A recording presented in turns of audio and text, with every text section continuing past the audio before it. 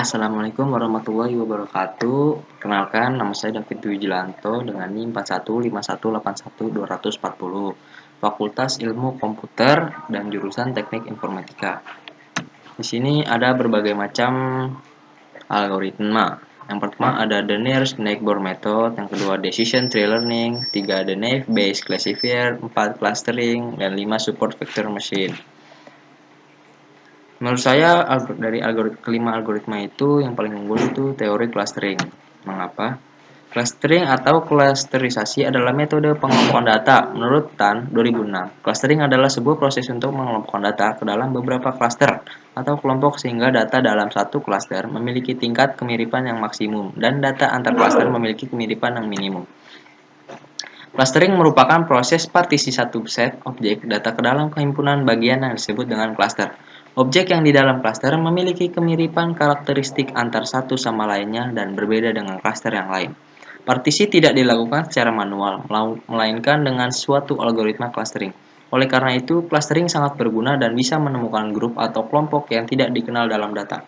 Clustering banyak digunakan dalam berbagai aplikasi seperti misalnya pada bisnis intelligence, pengenalan pola citra, web search, bidang ilmu biologi, dan untuk keamanan atau security. Di dalam bisnis intelligence, clustering bisa mengatur banyak customer ke dalam banyaknya kelompok. Contohnya, mengelompokkan customer ke dalam beberapa cluster dengan kesamaan karakteristik yang kuat. Clustering juga dikenal sebagai data segmentasi karena clustering mempartisi banyak dataset ke dalam banyak grup berdasarkan kesamaannya. Selain itu, clustering juga bisa sebagai outlier detection.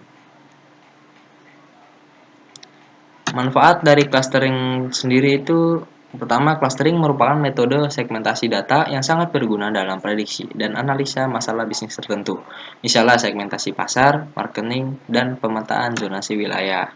Yang kedua, identifikasi objek dalam bidang berbagai. Bidang seperti computer vision dan image processing. Konsep dasar clustering, hasil clustering yang baik akan menghasilkan tingkat kesamaan yang tinggi dalam satu kelas dan tingkat kesamaan yang rendah antar kelas. Kesamaan yang dimaksud merupakan pengukuran secara numerik terhadap dua buah objek. Nilai kesamaan antar kedua objek akan semakin tinggi jika kedua objek yang dibandingkan memiliki kemiripan yang tinggi. Begitu juga dengan sebaliknya. Kualitas hasil clustering sangat tergantung pada metode yang dipakai. Dalam clustering dikenal 4 tipe data. 4 tipe data pada tersebut ialah pertama variabel berskala interval, variabel biner, variabel nominal, ordinal, dan rasio, dan keempat ada variabel dengan tipe lainnya. Metode clustering juga harus dapat mengukur kemampuannya sendiri dalam usaha untuk menemukan suatu pola tersembunyi pada data yang sedang diteliti. Terdapat berbagai metode yang dapat digunakan untuk mengukur nilai kesamaan antar objek-objek yang dibandingkan. Salah satunya ialah dengan weighted Euclidean distance. Euclidean distance menghitung jarak dua buah poin dengan mengetahui nilai dari masing-masing atribut pada kedua poin tersebut. Berikut formula yang digunakan untuk menghitung jarak Euclidean distance. Keterangannya, N adalah jumlah record data, K adalah urutan field data, R adalah 2, dan V adalah bobot field yang diberikan user.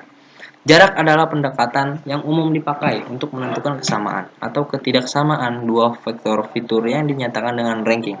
Apabila nilai ranking yang dihasilkan semakin kecil, nilainya maka akan semakin dekat atau tinggi kesamaan antara kedua vektor tersebut.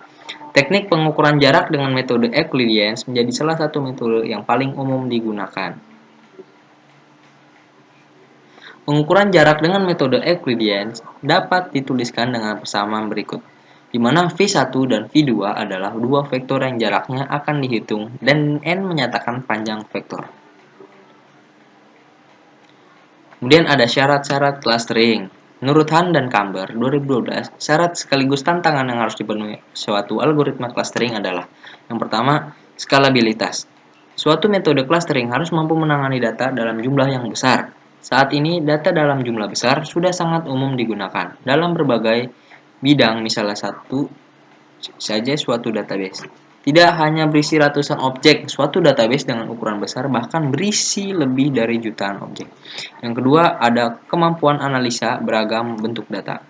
Algoritma klasterisasi harus mampu diimplementasikan pada berbagai macam bentuk data seperti data nominal, ordinal, maupun gabungannya. Yang ketiga ada menemukan klaster dengan bentuk yang tidak terduga. Banyak algoritma clustering yang menggunakan metode Euclidean atau Manhattan yang hasilnya berbentuk bulat. Padahal, hasil clustering dapat berbentuk aneh dan tidak sama antara satu dengan yang lainnya. Karenanya, dibutuhkan kemampuan untuk menganalisa klaster dengan bentuk apapun pada suatu algoritma clustering.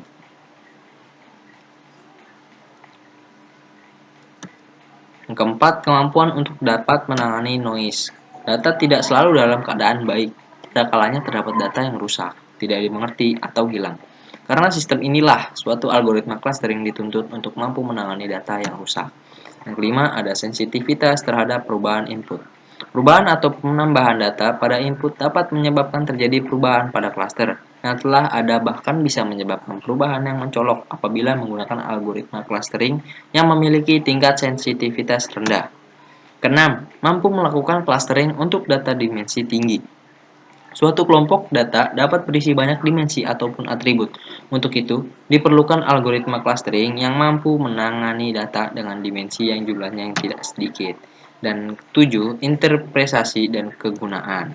Hasil dari clustering harus dapat diinterpretasikan dan berguna. Sekian dari penjelasan saya, kurang lebihnya mohon maaf. Wabillahi taufiq walhidayah. Wassalamualaikum warahmatullahi wabarakatuh.